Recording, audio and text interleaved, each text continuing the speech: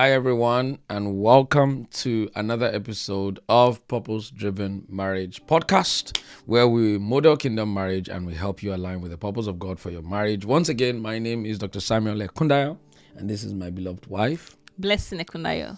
It's a joy to be once again on your screens, or perhaps you're listening to us on our podcast platform. We do not take it for granted. We appreciate you. Thanks for joining us live. If you can hear us loud and clear right now, please do let us know in the chat. Just type in loud and clear. And of course, if you can't hear us, find a way to let us know as well. Just type it. You cannot hear what you are saying. Yeah, if Oluwa is live, so that we know that we can be heard. So so today we're going to be talking about a very important topic: how relocating abroad, or at least moving overseas, can affect your marriage. Yeah.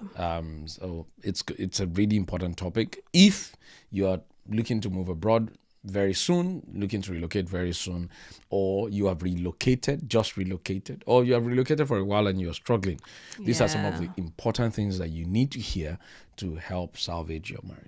Yes. So if you're yet to subscribe to our YouTube channel, you're yet to, watch some of our videos, or you are just joining this, channel like for the first time, you're welcome. Yeah. Welcome. Yeah. So please hit the subscribe button. We have lots and lots of tons of videos, educative, informative, inspiring videos for your relationship, for your marriage, and you would not regret it. So how relocating abroad can affect your marriage? How do we start? If you're still back home, like in Africa, Nigeria, wherever you are, and you're looking to get out of the country, like my husband said, this is for you. And I mean, if you're still fresh in the abroad. It's so exciting when people get their visa. Like, you've been trusting God, please give me the visa to travel abroad. My family, I'll take a family abroad. And then God answers your prayer. You're like, yes, we are going abroad. Every blessing has its burdens. Yes. You now become so excited. Like, the dream is finally here. The overseas dream. We're now going to land flowing with milk and honey. Where we are plucking money from the tree. But we do not think about the impact that it will have on our lives and also on our marriage. It's being abroad overseas. It's beautiful. It's very different from, being in Africa or Nigeria. I mean, we are from Nigeria, so you might find us using some examples, of Nigeria, because that's where we are originally from. Before we moved to New Zealand, where we've been now, I've been for 11 years, and my husband has been here for 16 years. Yes. So, there's a lot of blessing, a lot of privilege, a lot of, abundance, in this place. The fact that the security is intact, you no longer have to, worry about, hey, I'm robber or this. I mean, there's still theft and stuff like that, but it's not like rampant Some parts of Africa, yes, you can travel in the middle of the night, drive and not feel like, God, protect me. God will protect you too, but you don't have to start speaking in tongues all through. The joy of, being able to get easy access to hospital. Those are the blessings of being in this part of the world. Or you water is flowing easily in your kitchen. You don't have to think about power. This will never bring light. God, please let them. Apologies for that. We are back. There was a slight technical issue, but we are back. So in case you have any questions based on some of the challenges we're going to be sharing today, feel free to reach out to us in the comments. Or, maybe send us an email at info@samuelekundayo.com. Yes, and we'll be able to respond to you. I hope you can still hear us. If you can still hear us, please help us type loud and clear. Thank you. Yes. So let's go straight into it. How relocating abroad can affect your marriage. Right. So the first point we have here is financial strain. It can put a financial strain on your marriage. Traveling abroad to start with is very expensive. Getting out of your country to relocate, to move your entire family is expensive. The visa, the application. Some people have spent a lot of money making that move happen. Yes, the ticket for everything. It's like your savings, or some people went to go and borrow money. Like, please, we have. Some people sold land. Some people sold houses. Yes, I've heard of stories of people who sold land, sold houses to be able to make that trip. Yes. So, you're already sort of in a financial situation. and there are for debts, some people, and some of those things are debts as well that have to be paid. So those debts that people had to, maybe they sold something or they borrowed money from family and friends. When we get abroad, they're going to send you back, we'll pay you back, So, it's a lot of financial, commitment already. And then you get here and the bills don't stop in this part of the world, or the bills just keep developed coming. World, the bills do not stop. And, I have an analogy. For example, say you still have like 5 million naira, okay? Because, naira is the currency that we use in Nigeria. So imagine if you have 5 million naira that you brought to New Zealand, thinking that you have a lot of money. 5 million naira is just about approximately 5,000 New Zealand dollars, approximately. So say you move to this part of the world, right?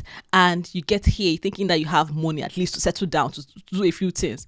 By the time you get into an apartment, and you're paying like $400 per week. Wait, what am I saying? Depending on how big the family is. So at least so let's say a family of just two, husband and wife. Maybe with one kid. Like about $500 a week. Yes. So a week. Yeah, imagine paying $500. Emphasis on a week. Yes, $500 a week. You don't have 4 weeks. 5 times 4 is 20. So that's $2,000 in 1 month. In 1 month. And we haven't just accommodation. We haven't even talked about electricity, food, water, all of those transportation. You may need to buy a car.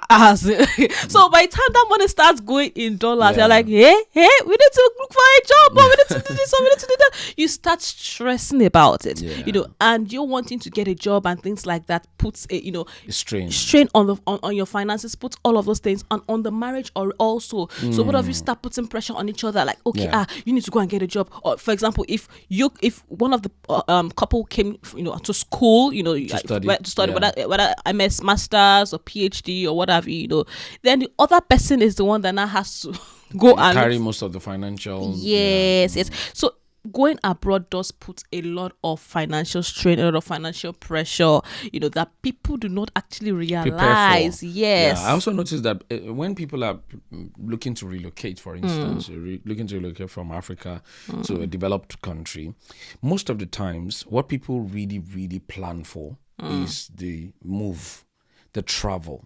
People don't really think about what's going to happen after. What's going to happen when I land, so they put a lot of money into whatever requirements the visa is asking them to go and bring so thousands of dollars to, let me just get out. Go and bring the ticket money. Those are the things that it appears people tend to plan for. It is when they now arrive that they are shocked. They are often shocked by the waves of expectations around, expectation meets reality. Yes, so I'll need to live in a place. So if I don't get a house, I might probably continue in a hotel or Airbnb for a while, and that's expensive. And yes, all of those things. All of a sudden, people are shocked. They are shocked even by the level of social support that they find around them. If you don't have a sibling, all of those sort of things, those kind of things, can put a major strain on. Yes. So it's very important that you realize this and you plan ahead for this, so that you're not because it could create sort of stress. You don't prepare for war in time of war. Yes. It reminds me of when you're talking about preparation. It's just like how people prepare just for the wedding. They spend a lot, do lots of planning, do everything, and then idea about the marriage. Shocks them. And it's sort of similar. So it's important that you realize the financial impacts that it can put on your marriage if you're not well prepared for it. I remember there was a guy who arrived in Singapore. My dad will remember this. I don't know if my dad's watching. Who arrived with his family from Singapore. To Singapore, sorry, from Nigeria to Singapore with his family. Because at that time there was no need for visa. They came with their passport. They gave them 1 month stay. Of course, they thought they could just stay endlessly. I think one person deceived them anyway. But they came with the mindset that everything is provided. Their house is provided. Everything. I don't know. Maybe they lied to them. But this they are going to get that land. Somebody lied to them that everything is provided. That they just need to do is land. And then they came their lives to be sorted. They came to church. They realized nothing was provided. Nothing provided here. Nothing. Nothing was provided. Provide it yourself. And what was funny was I remember my dad saying, "But excuse me, sir, you are educated now. Can't you at least just Google?" even if somebody lied to you, just Google to check, that is truly everything provided. Yeah. God have mercy. It is well. So everything is not really provided. No, and that can impact on marriages. Sincerely speaking, that can literally begin the downfall of the marriage, or a lot of issues and arguments and resentment and bitterness and so on and so forth. Yes. So that's number one. Number two is, so when you're relocating abroad, it can create tension in the marriage, secondary to unmet career expectations. So there can be tension when your career expectations are not met, and we've had a fair share of this. Well, I had a fair share of this. Share it. I left Nigeria, to New Zealand with the expectation that I'll come to New Zealand and I'll just practice, write my examinations sharp and practice. But the reality hit me, and it was not going to be like that. Many things affected that plan. And I realized also, how we talked about financial strain. I realized this is my husband's salary. Yes, even this husband's salary was not enough to carry two of us. Very well. So I realized that no matter how little, I had to go and look for a job, so that we can continue to survive. Not to now talk of writing exams. So I had to go and look for a job, a part-time job. And I remember that my first job, it wasn't a nice job. My very first job I was working for the electoral committee. There was an election going on at the time, and they told me I should go and be taking people's details, knocking from door to door. Guess how much I was going to get paid? $4 per person that fills the form. And if they don't fill the form, that's a waste of effort. Waste of my time. I did only once, and I resigned. I said I'm not doing it again because that was off my head. Tell them why you didn't do it again. It was you that I followed you. I followed her one of those jobs, and then I saw the amount of suffering. not effort, suffering.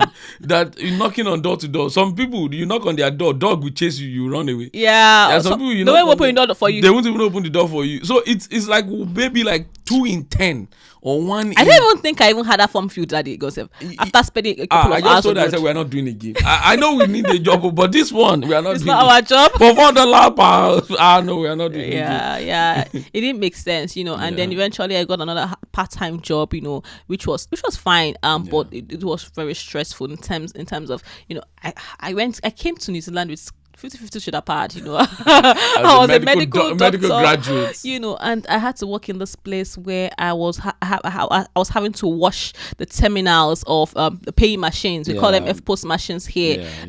Things I used to pay. POS machines. POS machines. Yes. So I had to. I was cleaning those terminals. I was troubleshooting them. I was working for the company that sort of provides that to supermarkets and stuff. So it was very humbling. It was very demoralizing. I would say. Sometimes I would be walking to work and I'll be crying. I'm like, what kind of life is this? Like, am I supposed to be here? Like, what am I even doing here? My mates are back in Nigeria, and I was that stress, that pain, that frustration, that annoyance, that anger. I was using it to. I was taking it out on my husband. The frustration, like, because you were the one that brought me here. Can't you provide every time for me? And then look at what I'm going through. So that unmet expectations of your career. That you were a bank manager back in Nigeria. Yeah, I've lived with someone like that who was a bank manager in Nigeria. Had drivers, and things were going great. He was a big man, but they had to relocate, and he had to, so all these things we're sharing, they're usually very temporary, maybe like the first 2-3 years to settle down. But those first 2-3 years, if they're not prepared for, like we're saying, can literally make or mar your marriage. Yes. I remember those first few years when he arrived, and of course he couldn't get a bank manager job because sharp. It doesn't happen like that. Yeah, it doesn't happen instantly like that. So he struggled. I would often hear him mumble under his breath how terrible this thing is, and how it's a sacrifice for his family, and otherwise he would not even dare leave Nigeria because he was enjoying himself. Everything was living great. life. It wasn't like things were bad for them. It was just a case of them trying to relocate for the number one, for his wife's career, and number two, for the future of the children. Those were the two major reasons. So it was the sacrificial lamb, so to speak, in all the whole thing. So it was really a major strain on his ego, major strain on his personal person and so on and so forth. So these are some of the things one needs to prepare for. And for some people, it may not even be like that. Some people may just enter straight into their career. Praise God. But for most people, like for instance, when I arrived in New Zealand, the first job I had to do was to work in a restaurant. Yeah. And I remember I even struggled with the accent of it. Imagine you are the one, they now went to go and put me behind counter, behind and I'm the one taking orders. And, that was funny. It was my first, I'd lived in Singapore before, but Singapore is an Asian country. Yeah. So the accent in Singapore is very easy to understand. Different, because they're not necessarily for English language speakers, so to speak. But when I came to New Zealand, my goodness. So they put me behind this counter of the fast food restaurant is called Burger Wisconsin. And people were making orders. And you see when people say, oh, can you give me lots more, some portion of avocado and some portions of, I just want some portion of chicken chops. Blah, blah, blah, blah. You're speaking in tongues. After a while, I'm saying, So, and it was delaying the queue. There's a lot of queue in front of me. After I think about a few days, my manager called me and said, Samuel, this job is not for you. I realized. It's not easy, man. The cultural shock, everything when you get part of the world. Even I have my own story too. I could not understand anything that they were saying. I'm not even lying. I could not understand anything that they were saying. The accent was like, I was like, what are you people saying to me? After a while, I'll just be laughing. When they're laughing, I'll just let them laugh. You cannot laugh when people are ordering from me. I could not laugh. I remember we had one neighbor, one elderly man. The man likes to talk. And he would not engage me in conversation. We should be talking. I'm like, what is this man saying? He would laugh like, we'll be laughing with him. Like, I don't understand anything. I'll get back to my house and I'll be like, what is going on? Am I going to survive in this place? Those are some of the challenges. Some of the challenges, and people don't tell. Maybe some people do, but you hardly hear about some of these challenges live, and that's why we're doing this, so that anyone who's looking to relocate soon, anyone who's so I can begin to prepare your mind. I guess one of the major causes of anxieties and stress is when you are not prepared. But when you've prepared your mind that okay, for the initial few months I may struggle to understand the accent. For the initial few months, the kind of job that I will do may not be the one that matches my certificate or my career aspirations and ambitions for the first few years. All of those things can help to settle anxiety, make you less anxious, make you less stressed, less frustrated as well. Yes. If you're watching us, I'm sure that you can relate to you're living abroad already. You can relate to some of the things. Watching us, some of the things that we are saying. So it's important that. And there are some people who may not be able to relate because maybe they came straight away and they were just working. Maybe a company even transferred them, and it's very possible. Yes, but it can create tension in the marriage. For example, also, if you're in a situation where say the husband is the one that got an opportunity to school abroad, whether PhD or MSc, and then the wife, is. And there are children in the mix. So the wife now gets into a situation where she's not able to work because they cannot afford childcare.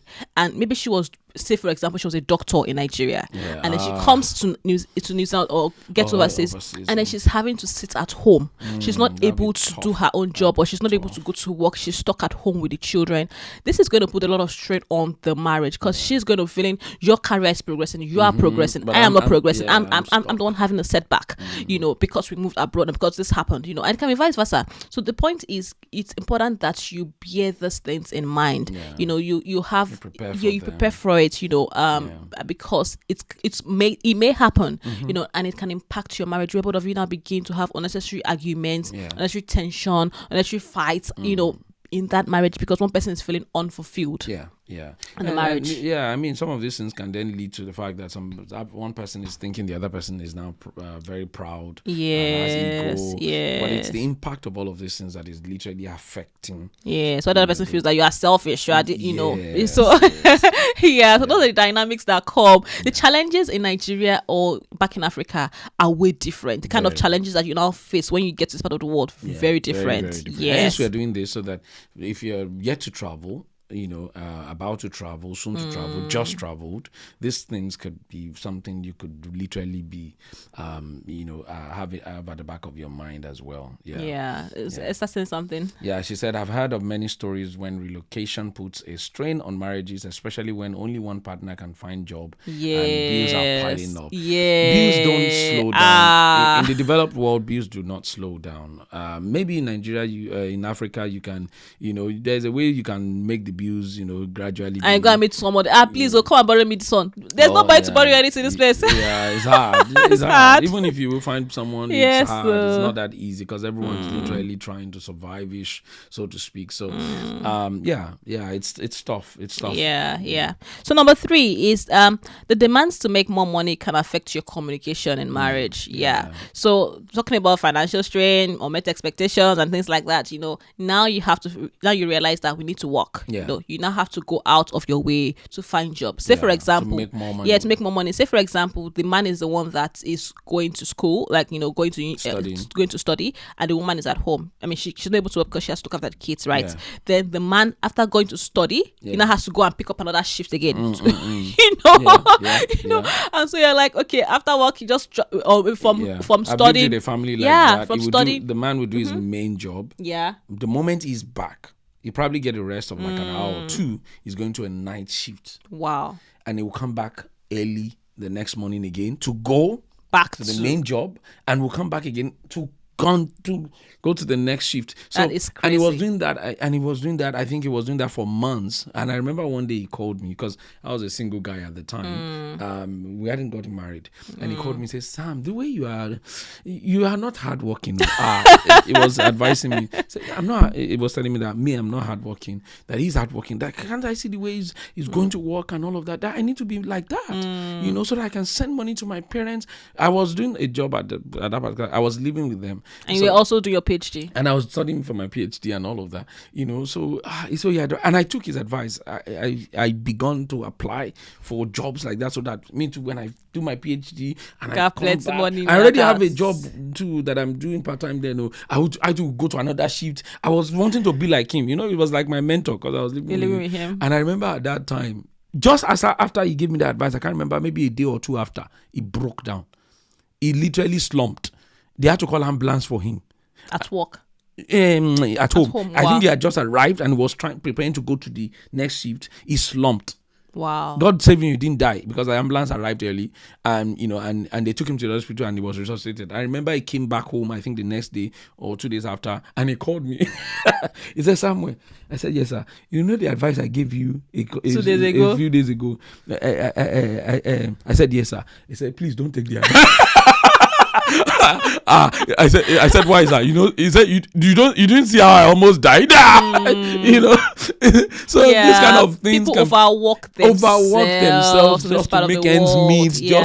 Also sometimes people overwork themselves, even though they've made ends meet based on the normal jobs that they're doing, but they overwork themselves trying to build wealth, in quote, trying to build wealth, trying to buy a house, trying to compete with the Joneses. Yes, just to be like the Joneses, so that it looks like they're living abroad, those kind of things like that. So yes, can have pictures to post on social media.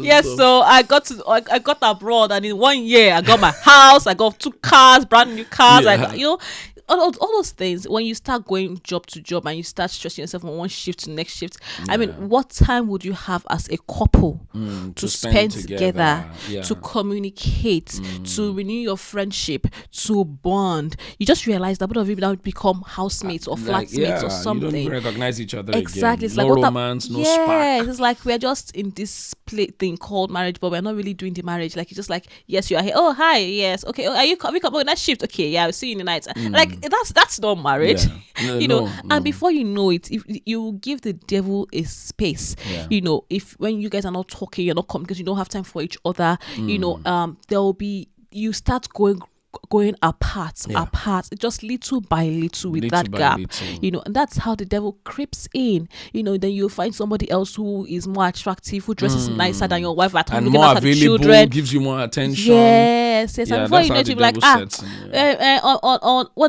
unreconcilable differences. And in this part of the world, in the developed world, divorces are very rampant, very rampant because of this kind of things, right? So somebody, two people are walking their asses off, right? Somebody has gone for a shift in the morning, the other person. So somebody went for a shift in the morning, the other person looked after the children. Yeah. When the other person comes, instead of them to have some time together, that person has gone for their own shifts. So the other person can look after their children. own shift. So it's literally their life is just shifting away. There's no opportunity to connect, to build spark, to meet each other's emotional needs. And maybe someone is the one at work that is now meeting those emotional needs. And, yes, so work husband and work wife. Yeah, that thing is real. That thing is real. Yeah, it's very real. So it's important that you bear this in mind so you don't fall into that trap. Okay, live within your means. Right. So number 4, the fourth way that relocating abroad can affect your marriage is that it creates new roles and responsibilities. This is very, very, very common in sort of roles world. You are not used to. Yeah. So I have an example. So there's an example of a couple that I heard about. Who were living in Nigeria, before they relocated abroad. And while they were in Nigeria, they had everything. They were living well in Nigeria. So they had, like my husband said earlier, like driver, maids, this, that, the husband did not need to lift a finger when it came to changing their power, looking after the children. That's not his business. Even the wife too, she was not doing all those things because there was no need to do that. They were paying people who were doing that.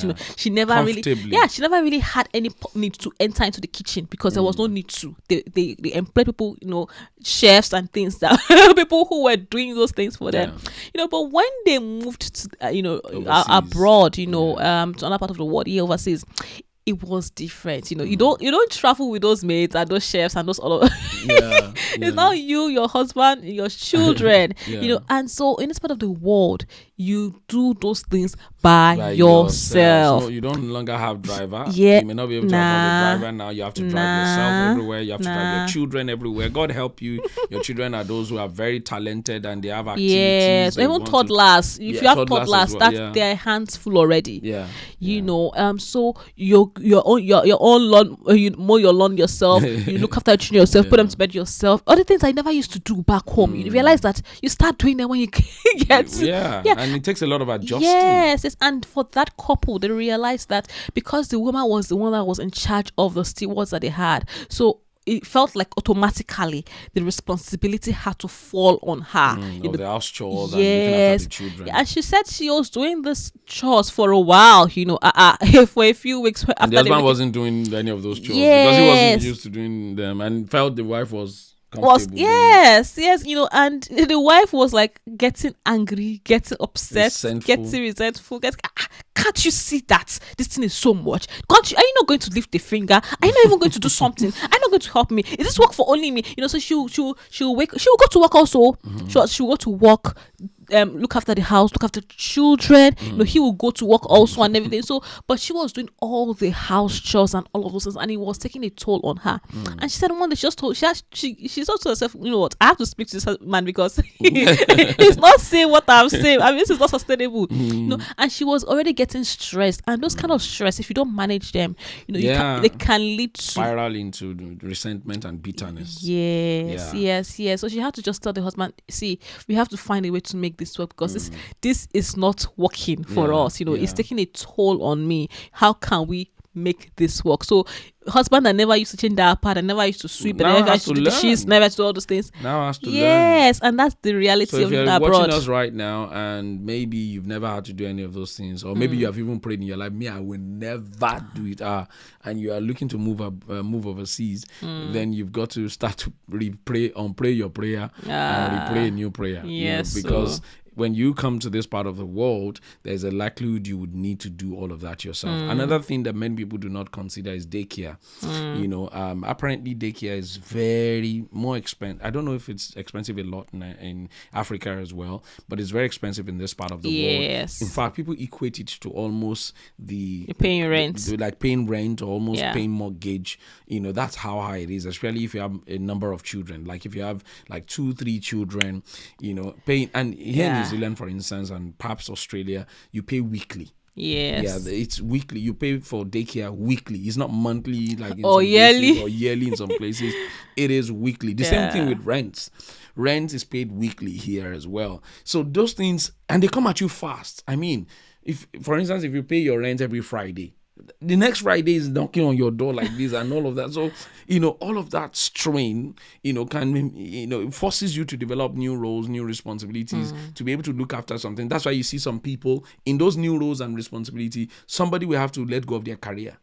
Let go of their career ambition to become something, become this, so that the children can at least stay back home, grow up a little bit, so that daycare can be affordable and all of that. And that puts that person's career in the background for a few years before they can then be able to go forward and all of that. Sacrifices have to be made, because you don't have a mate, because you don't have somebody to look after. Nanny. Some people enjoy when they are parents, who can help to, or siblings who can help, maybe siblings who are studying and all of those things. But if not, it can be very, very tough. And we just want you to prepare your mind for that if you're looking to travel soon or you've just recently traveled. Yes. So it means that when you get abroad, don't just have the mindset that, don't be a traditional husband, don't be because if you're a traditional husband and you want to travel, just remain where you are. Don't travel abroad. I am the father of this house. I cannot don't travel abroad because let me tell you what's likely going to happen. If you end up leaving that woman to do everything and she is suffering under it, some people might like it though, so no, you can't wife, we are married. So, but if you some people may not mind. Yes, but not many of really, if you end up leaving the woman to do every single thing and she's suffering under it and she's struggling, guess what? It's only a matter of time. She's going to leave you. That's the truth. She's going to leave you, especially if you're not a man that is understanding. If you're a man that is still demanding, and you're now cruel with it. Yes, and you don't appreciate or value all that. You be like, I go to work, you just stay at home. What are you even doing at home? What is she doing at home? You don't realize that the reason why you're able to go to work comfortably because someone is at home. So, and there's some people who take for granted people who stay at home or people who look after children. There's that mindset that they are not working, they are not doing anything. Looking after children is a lot of work. Yes, and that's what gives you the peace and the confidence to be able to actually go out to work and advance your own career. Yes. So it's important that you consider that. Should we move on to the next point? Yes. So number 5, it increases your dependence on each other. Why that sounds exciting? It has its other side. Yes. I mean, it has its positive sides. It's exciting because it improves your bond, your communication. If you want your bond to. Yes, and if your bond has been great also, because guess what? Let me shock you. If your bond or if your marriage was faulty, while you were in Nigeria or back home, living overseas, it's going to expose it. It's going to amplify it. It's going to get even worse. So make sure that you have gone for marriage counseling, you have gone for everything, therapy or whatever before you travel. I'm not saying your marriage doesn't fall apart. But the reality is that when you get abroad, you're living when you move abroad, especially when you do not have any sort of family members and stuff here, you're living your social support, your community, your network, and it can be very isolating. And so it's not like you and your spouse, or that sort of like you've got each other. You just got both of you, And if for example, I used to have my parents, my best friend back home. We used to talk. Go to their house almost like so those people were people who were outlets for me. When I need to talk to someone, I didn't have to depend on my husband to talk to him like 24/7 or whatever time. And I remember when I got married, I felt like I was not getting that time with him from him, or like he didn't really have my time, so to speak, because he too comes back from work and is tired, or my husband would have talk, like he likes to talk, he would have talk, and then he gets home is drained, he cannot talk to me. Like, can you not talk to me like, like, because because it's already exhausted. You see my husband, you think that this man, he likes to talk at home, but does not talk. Don't talk too much. Yeah, it's outside that I talk a lot. So I'll be feeling somehow, but I realized, at that time, I felt like I just needed someone, like not someone. That it was the only person I had. Yeah, to be able to talk to, have rapport. Yes, and if I wanted to talk to anybody else, by the time it's day here, it's night there. By the time it's night here, it's day here. Like, it's just crazy. Yeah, time difference doesn't help as well. Yeah, and so if you don't have a spouse that is willing to listen to you or hear you out or does not have time for you for whatever reason, it can begin to put a lot of stress on you. Yeah. You feel isolated, you feel by yourself, you feel like, why am I even here? If care is not taken, it could even lead to depression. Yeah.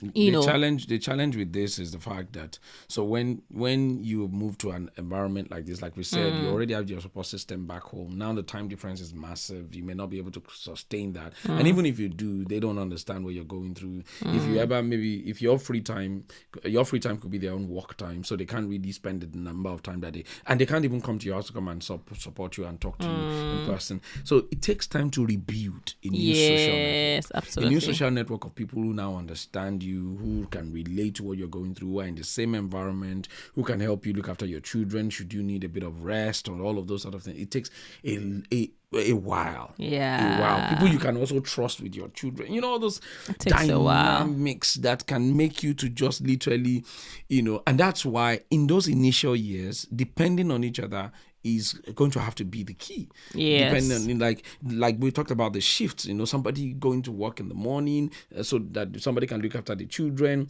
and somebody going to work at night so that somebody can sleep over with the children, and then so it's like husband and wife may not even see, talk less of even saying you want to make love or something. It's often varied, and guess what? For most people, that's 7 days a week. Yes. For those initial years, might just be like that for 7 days a week consecutively. So we're not trying to scare you, but we're trying to just prepare your mind as to some of the things that could literally happen, so that you can prepare your mind on how you can go against this. Again, when your mind is prepared, it reduces anxiety, reduces stress, and reduces frustration. Yeah. I love what Dr. Drs Ekundayo is saying here. He said, I used to be a traditional husband, but I am now changing and really fast. Exactly. Yes. You've got to adapt if you absolutely. You cannot say, "Oh, this is me." Even my dad never lifted the finger. I remember somebody they were counseling one time, and the man was telling the pastor, "Say, this is me. If she cannot accept me, when we got married, did I used to lift any finger? Even my dad never lifted the finger. I never saw my dad. That's what he was telling the pastor that was counseling me. The pastor was saying, "Hey, uncle, you need to. You cannot lift the finger. You will lift They are much elder. They are much elderly. Yeah. They are much older. Yeah. So they are in their 50s and all." And the wife was telling him that, Daddy, you need to adjust and all of that. But the man was adamant. It was like, since they've been married for maybe like more than 20 years or so. Since they've been married, he has never lifted a finger. And he does not see himself lifting any finger. Moving overseas should not change that. It's just a change of environment. It doesn't mean they should change their culture. It's their culture. His dad never lifted a finger. Yeah, that's a traditional man with a very rigid mindset, and that kind of mindset is very dangerous for your marriage when you move abroad. You cannot adapt. Yeah, you've got to unlearn many things. Yeah. You've got to be ready to relearn. You cannot go move abroad with the same mindset and keep the mindset of the traditional man. This is how I am.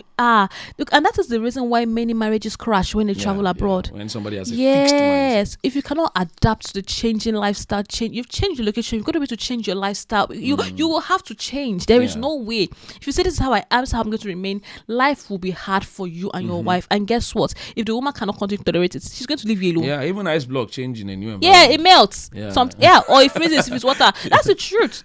So you've got to be able to adjust if you want your marriage to survive. If your marriage is priority, and if you really love your wife or your husband, you've got to be ready to adapt and adjust and change. Okay. That takes us to the next point. Yes. So the next point is that it can affect your individual and marital prayer life. Somebody shout hallelujah. Hallelujah.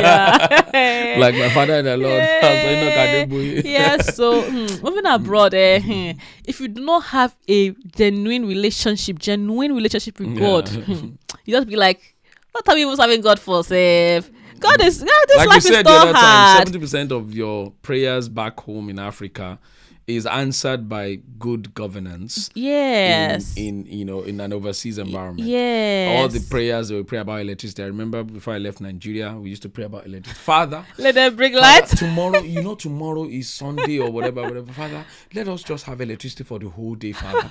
In the name of Jesus, amen. You never need to pray. You don't need to pray those prayers again, or you want to enter public transport, you start praying, God, please let me not enter one chance, One chance in Nigeria, by the way, is entering the wrong bus with so I don't kidnap you. And things like that. You don't have to pray those prayers anymore, or you don't, and you get to this part of the world, because nobody really knows you, even though you're a church leader or a pastor or whatever, you don't feel like, nobody knows me anyway, I can relax, I can go to church when I want, church and just behave anyhow, everything is provided. So sometimes you feel like, what are we even praying for? There's no prayer point. Like, God has answered all our prayers. Because so it made you realize that many times the reason why we are actually serving God in Nigeria or in Africa, we serve God out of fear, and we serve because if I don't serve God, God will not protect me. Yeah. If I don't serve God, that's why we go to church in Nigeria, because we serve God out of fear. We serve God because of what we are going to get from Him. So it's more like a transactional kind of relationship that we have with God. And now that we don't need those things, it's like, why do we need to serve Him, or why do we need to have a relationship with Him? When you get to this part of the world, because you realize that many of those things that you pray for, you don't need to pray for them anymore. And so if you're not careful, you become lukewarm spiritually. As a couple, you would feel like you don't need to pray anymore because all your needs are being met. If you get a job, you get paid. Like, if you have a good CV, you will get a job. You don't need to pray fast, so to speak. I mean, that's the mentality when you get to this part of the world. Yeah, and that can really, really affect someone's prayer life, someone's relationship with God. All of a sudden, your dependence on God starts to look like, why do we really need to depend on God? I'm self-sufficient. Yeah, if I work hard enough, I can buy a bigger house. If I work hard enough, I can get a better job. All of those sort of things could make you start to literally reduce your affinity with God, reduce your relationship with God, reduce the hours you pray or the times you pray, studying your Bible. And this has affected quite a lot of people, that you just realize that they've backslidden completely. You see a whole deacon, that will come from Africa. All of a sudden, they are now in this part of the world, and winter doesn't even help as well. That's not terrible. Winter does not help, especially in the winter world where everything is cold and all of that. Some people don't even want to go to church on a Sunday morning anymore. They don't want to go to church on a Sunday morning in winter. And all of a sudden you realize the person that was very vibrant back home in Africa, and all of a sudden, they don't want to join the workforce so that nobody will hold them accountable. They don't want to even come to any church. They only go to church 31st of December. Like this 31st December coming now, that's when you see some people in church only once a year. They'll just go and pray for the next year, and then you see them back withdrawing to the share. All of those things are the reasons why many people lose their prayer life, lose their walk with God. And you've got to prepare your mind for that. You've got to prepare your mind for that. You've got to be that person who's determined, like Esther, if I perish, I perish. But no matter what it is, that competition for more money will not make me lose my relationship with God, will not make me not to be going to church and serving and doing what I need to do, and be equipped, for what God has called me to do, will not make me lose the kingdom of God. There are so many people like that who have lost the kingdom completely. They are now running their race for themselves, the race for a bigger car, race for a bigger house. All those things that God said will be added, it has now become their main pursuit. It's a dangerous thing. Yes, so may we not lose our marriage just because we relocated abroad. May we not lose our salvation. Amen. And that's why it's important that while you're in Nigeria, wherever you are, or when you find yourself here, realize that Christianity is not just it's not a religion. It's a relationship with God. And so you need to have that genuine relationship where you see God as your father, not just as someone that provides for you, someone as your protector. You see Him as your father, and you see Him as your source of everything, your source of life, and you acknowledge Him. And when you see Him as your father, you don't go to church or you don't do what you need to do just because you are scared that something bad might happen. You're not doing it out of fear. You're doing it out of reverence, out of love for God. And so the purpose of this point is when your spiritual life is already dwindling or has dwindled, or you've backslided, because you've allowed all those things to take you away from God. It's very likely that when challenges you are being faced with challenges in your marriage, you've lost that anchor. Your foundation, you've forgotten your foundation, and what your source. And so where would you run to? Would you remember God when you're stressed out? You are stressed about your marriage, you're stressed about your children, you're stressed about your work or things that happen, and you no longer have God in the picture.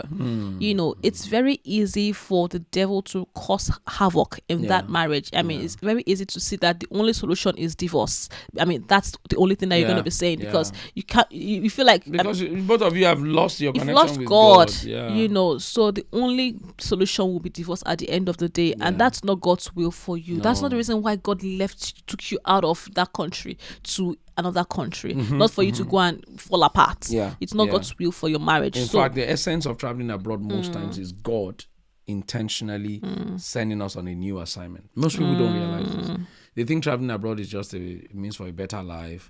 Let's just go and make more money. Let's go and live a bigger, a more secure life. But to be very sincere, God are proving that you travel overseas many of the time is God sending you an assignment on missions. And if you don't see it that way, the devil sees it that way. So what the devil does is to make you so busy that you forget your mission. Any soldier you see that has forgotten that mission, that soldier is soon dead. Yes, that's so no true. Matter how how whatever the war front looks like, it's only a matter of one stray bullet does it. And we've seen that a lot overseas here. We've seen people lose their souls, lose their marriages, lose everything because they have become sleeping soldiers. Who forgot that they're on a mission field. You must not forget that you're on a mission field. Check your marriage. Do you still pray together? Are you still fasting together? Are you still connected together? If all of those things are gradually missing, individual prayer lives missing, it means you have allowed the environment to shape you instead of you to be the one influencing the environment. So are you still going to church together? Are you still serving God in the church? Are you still fervent? Do you know your purpose? Are you pursuing the purpose of God for your life? All of that. Some people say all of that one is in Africa. All those purples, Nigeria. Yes. Are you still praying warfare prayer? Some people think that they are not witches in this part of the world. You'll be shocked. There are demons in this part of the world. You'll be shocked. Demons in this part of the world. Well, the demons in this place, they won't tell you that they are demons. They will tell you to your face. They don't hide it. Anyways, last point, number 7. The difference in culture can impact on your mentality. Yes. So what do we mean by this? I mean, on a positive note, we say you've come to a place, that where there's abundance, where you can sort of flourish, where you put in the effort and you actually see the results of your efforts, yield wonderful, wonderful fruits.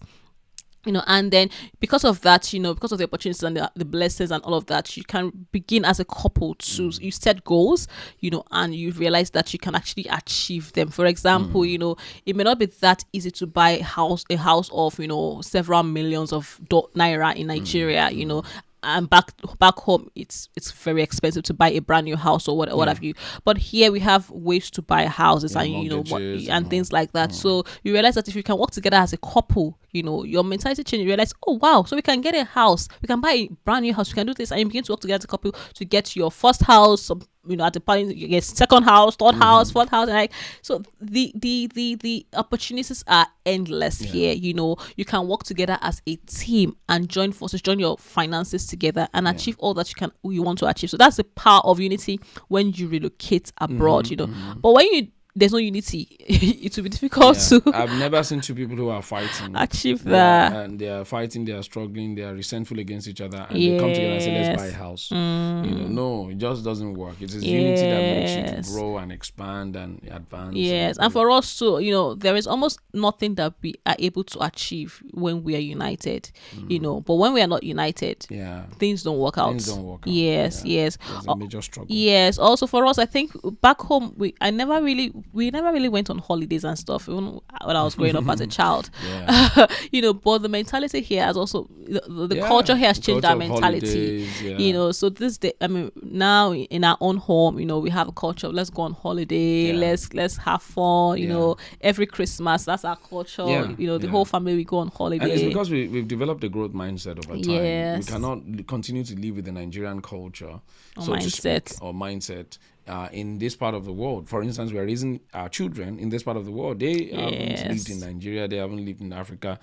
So you've got to take some of the good things in the culture here, and adapt. And of course, retain some of the good things in our culture, in our, environment as well. If they're retainable, very important. But let's not have a fixed mindset as if, this is the only way something can ever be done. We don't do holidays in my family. We never do holidays. All those sort of things could literally, not help you. Can make some people lose their children. All of those sort of things like that. Yes, it's changed our mindset and mentality a lot. Talking about children, so even the way we parent our children, the culture here has influenced it. We cannot parent our children the way we were parented. We should do a podcast on that. Parenting in the Western culture. Parenting in Western culture is very different from parenting in an African culture, for instance. Yes, you cannot just. There's no cane here. You cannot just say, "I'll slap you now." No. You don't do that here.